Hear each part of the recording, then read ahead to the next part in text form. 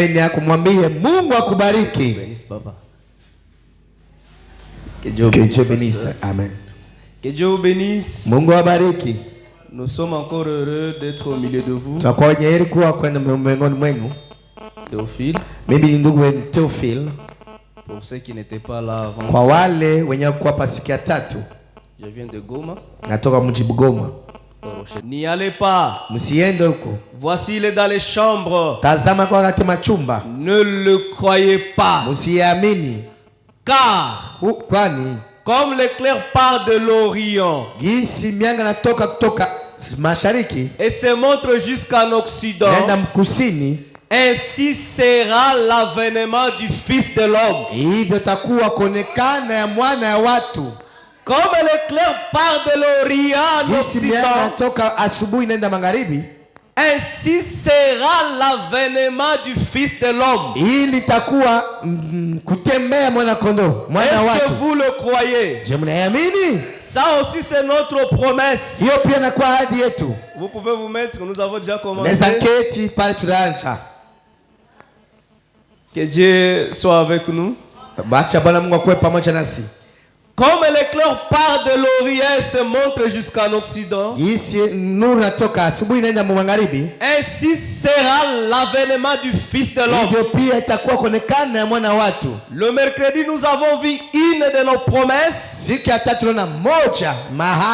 promesse de Malachie 4. Aujourd'hui, nous sommes dans la promesse suprême, la promesse de Luc 17:30. Et Matthieu nous a dit, si on vous dit que le Fils de l'homme se trouve dans le désert, n'y allez pas. Si on vous dit qu'il est dans les chambres, n'y allez pas non plus. Mais comment saurez-vous que le Fils de l'homme est dans le camp? Comme l'éclair part de l'Orient et se montre en Occident, ainsi sera le Fils de l'homme. Ça veut dire que les signes qui ont montré que le Fils de l'homme est véritablement en Orient, les signes vont nous confirmer qu'il est maintenant en Occident. Alléluia. Amen. Béni soit le nom du Seigneur. Et nous avons lu dans Esaïe, où le prophète Esaïe nous a dit, venez et débattons nos droits. Ce sont nos droits qui vont nous purifier. Ce sont nos droits qui vont nous rendre blancs plus que la neige. Et nous avons vu que nos droits, ce sont les promesses que Dieu nous a faites pour aujourd'hui. Lorsque Esaïe parle de nos droits, nous voyons nos droits, ce sont nos promesses. Lorsque nous parlons de nos promesses, cela est pour nous l'expiation de péché. Parce que le message de l'air, c'est ça le sang pour l'épouse. Alléluia. Amina. Oh merci Seigneur. Aujourd'hui nous allons lire beaucoup. Parce que le sujet de Luc 17:30,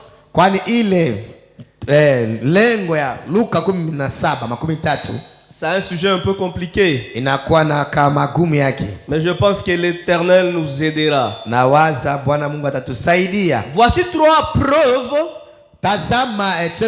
de la visitation du Seigneur aux Juifs et aux Samaritains. Frère Branham dit, dans le monde il n'y a que 3 races. Il y a les Juifs, il y a les Samaritains, il y a les gentils. Mais l'Éternel a visité les Juifs et les Samaritains.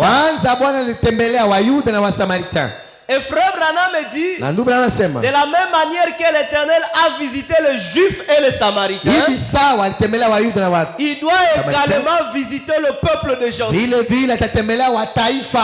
Parce que le peuple des gentils doit aussi être dans ce droit. Mais comment est-ce qu'il viendra alors que nous l'attendons pour la seconde venue? Alléluia. Amen. Lisons dans Jean 4, 15 à 19. La femme lui dit, Seigneur, donne-moi cette eau afin que je n'ai plus soif et que je ne vienne plus puiser ici. Va, lui dit Jésus. Appelle ton mari et viens ici. La femme répondit, je n'ai point de mari. Jésus lui dit, tu as eu raison de dire, je n'ai point de mari. Car tu as eu 5. Celui que tu as maintenant n'est pas ton mari. En cela, tu as dit vrai. 19. Seigneur, lui dit la femme, je vois que tu es prophète.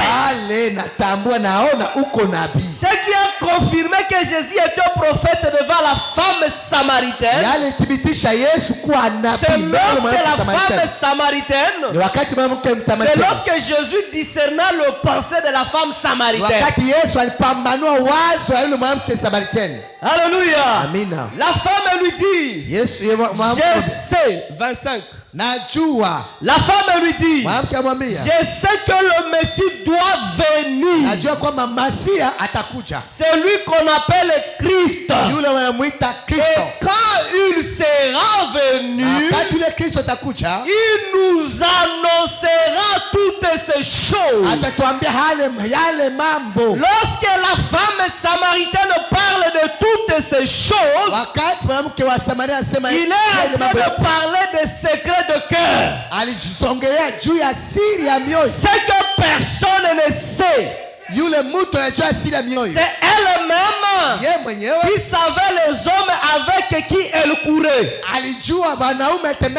Mais un homme normal vient et lui dit ce qu'elle fait dans les secrets. Quand on a dit à la femme, elle a dit, tu es prophète. Frère Branham dit, cette femme partait à l'école de dimanche. Ses parents l'amenaient à l'église.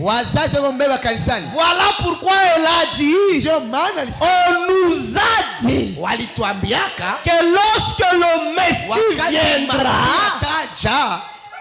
il annoncera toutes ces choses. Comment sauras-tu les choses si tu ne viens pas à l'église? C'est à l'église où on vous dit les promesses de l'heure. Alléluia. Alors la femme, ayant laissé sa cruche, s'en alla dans la ville et dit aux gens, venez voir un homme. C'était un homme. Alléluia. C'était un homme normal. Frère Branham dit, d'ailleurs c'était un homme court. Alléluia. Il n'avait ni beauté ni éclat. Mais remarquez, c'était lui le Messie qui devait venir. Et pour savoir la présence du Messie sur la terre, on se réfère au signe. On ne regarde pas la masse de l'homme. On ne regarde pas la nationalité de l'homme. Mais ici on voit les signes. Lorsqu'il viendra, il doit discerner le cœur de pensée. Comme il l'a fait en Orient. Comme l'éclair part de l'Orient vers l'Occident. Ainsi sera l'avènement du Fils de l'homme. Alléluia. Amen. Venez voir un homme qui m'a dit ce que je fais. Ne serait-ce point le Messie? 30. Ils sortirent de la ville. Ils vinrent vers lui. Pendant ce temps, les disciples le pressaient de manger. Disant, Rabbi, mange. Mais il leur dit, j'ai à manger une nourriture que vous ne connaissez pas. Les disciples se disaient donc les uns aux autres, quelqu'un lui a apporté à manger. 34.